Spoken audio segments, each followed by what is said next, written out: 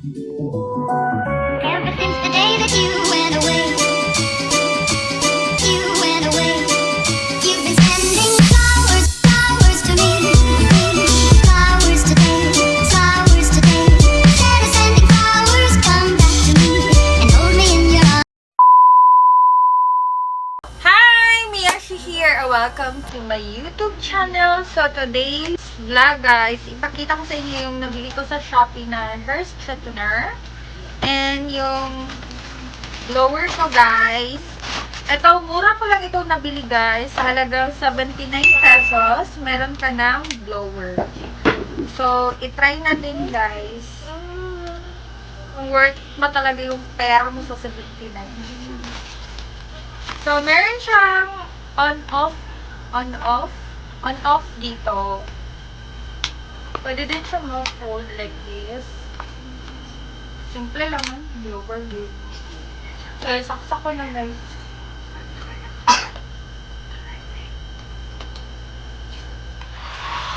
Ayan, blower ka. Yung arte-arte lang pagkatapos maligo.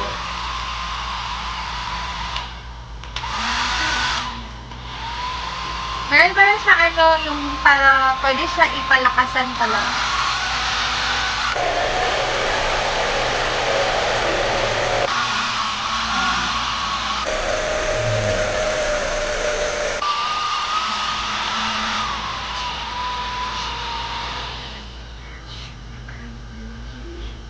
Okay na. So, dito naman tayo sa hair straightener. Ay, hindi ko pa ito na-try.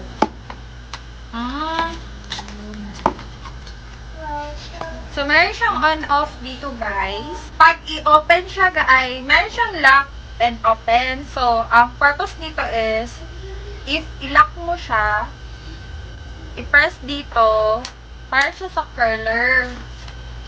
Pag i-open siya, guys, like this, i-pull down lang siya. Press na naman dito. Bali yung pang ano naman siya, yung pang straight. Pang straight mo. So, i-try na natin, guys. Based dito sa, ano niya, yung direction, kailangan mo na ipahit ng 30 seconds. 30 seconds para, painitin na natin. Yan. May ilaw pala siya, guys.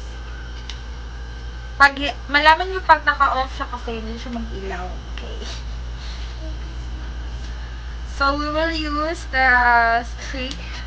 So, i-straight ko dito sa kabila and then curler naman dito sa kabila, guys, para makita natin kung worth it pa ang Nova hair straightener sa halagang 149 pesos.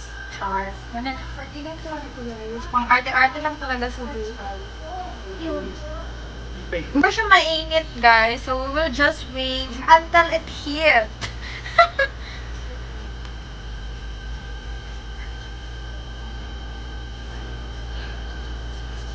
So, para malaman natin kung worth it ba talaga ito, guys. So, dito yung straight, dito yung curler. So, we will just wait lang kayo, guys.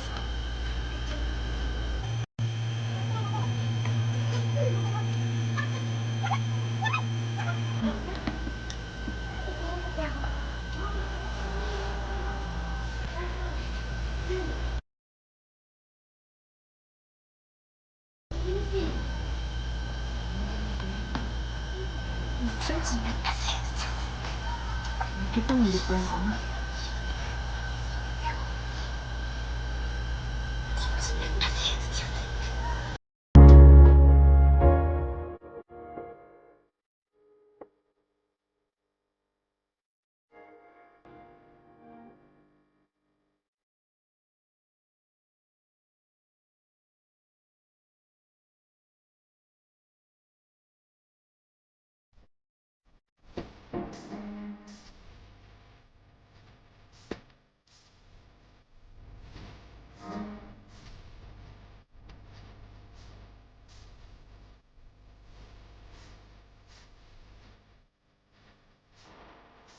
As you can see, guys, straight na dito.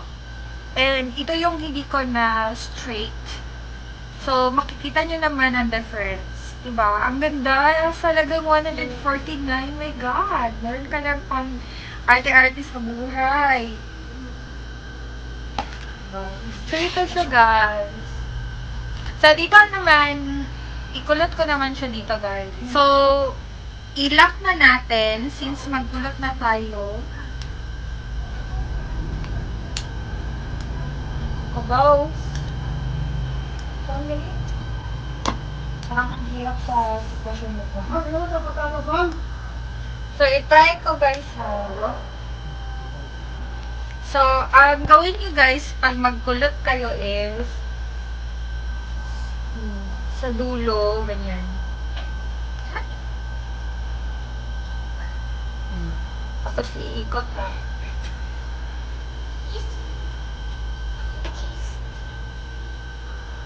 At wait nyo lang mga 30 seconds.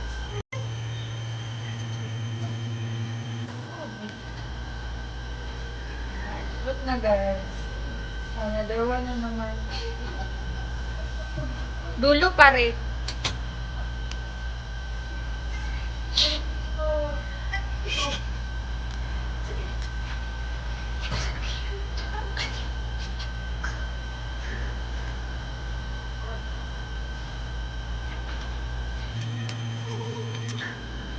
Dulo pa rin, guys. Guwapa na ba ko, Ani?